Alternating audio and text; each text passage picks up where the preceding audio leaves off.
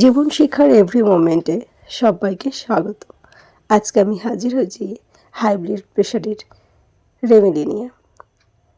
যখন কোনো ব্যক্তির হাই ব্লাড প্রেশার ধরা পড়ে সেই মুহূর্তে একদম ফার্স্ট স্টেজে যদি এই রেমেডিটা নিয়ে থাকেন তাহলে প্রেশারটা কন্ট্রোলে থাকবে আর শরীরও থাকবে একদম সুস্থ ঝরঝরে।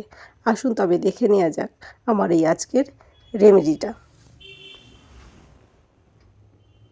এখানে আমি একটা পাত্র নিয়ে নিয়েছি যেটার মধ্যে রেমেডিটা রেডি করব। এখানে আমি প্রথমে নিয়ে নিলাম কুচনো শসা। এখানে আমি একটা কাঁচা শসা ব্যবহার করেছি। এখানে কিন্তু রেমেডিটা সবই কাঁচা সবজি দিয়ে রেডি করতে হবে। শসাটা আমি নিয়ে নিলাম। এবার আমি এর মধ্যে নিয়ে নেব কুচনো গাজর। গাজরটাকেও আমি ঠিক একই রকমভাবে কেটে নিয়েছি। এটা কিন্তু ক্যাশারে ঘষে নেবেন না, নিলে কিন্তু কোনো সবজিটা মুখে পড়বে না। এটা যখন চিবিয়ে খাবেন তাতে কিন্তু বেশি উপকারটা পাবেন। এবার আমি নিয়ে নিলাম কুচনো বিট। বিটটাকেও ঠিক একই রকমভাবে পাতলা পাতলা করে কেটে নিয়েছি।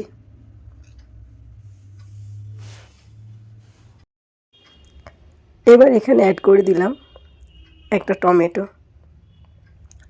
আর অ্যাড করে দেবো একটা পেঁয়াজ।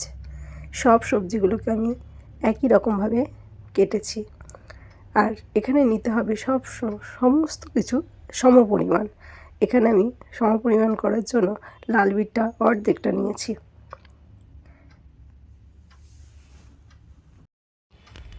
এবার আমি এর মধ্যে দিয়ে দিলাম কুচনো কাঁচা লঙ্কা, আর দিয়ে দেব একটা লেবুর রস। একটা লেবুর আমি এখানে অর্ধেকটা ব্যবহার করেছি। এখানে আমি পাতিলেবুই ব্যবহার করেছি।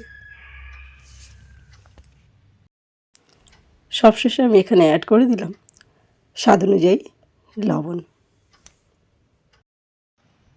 সমস্ত উপকরণগুলো আমি খুব ভালো করে মিশিয়ে নেব যাতে সমস্ত কিছু খুব ভালোভাবে সমানভাবে মিশে যায়। এটা আপনারা ভাত পাতে স্যালাড হিসেবেও ব্যবহার করতে পারেন, বা দুপুরে ঘুমের পরেও আপনারা এটা খেতে পারেন। এটা খেলে কিন্তু প্রেশার একদমই কন্ট্রোলে থাকবে, আপনাদের শরীরও থাকবে একদম সুস্থ। আজ এই পর্যন্ত, আবারও অন্য কোনো দিন হাজির হয়ে যাবো অন্য কোনো নতুন রেসিপি নিয়ে। ধন্যবাদ।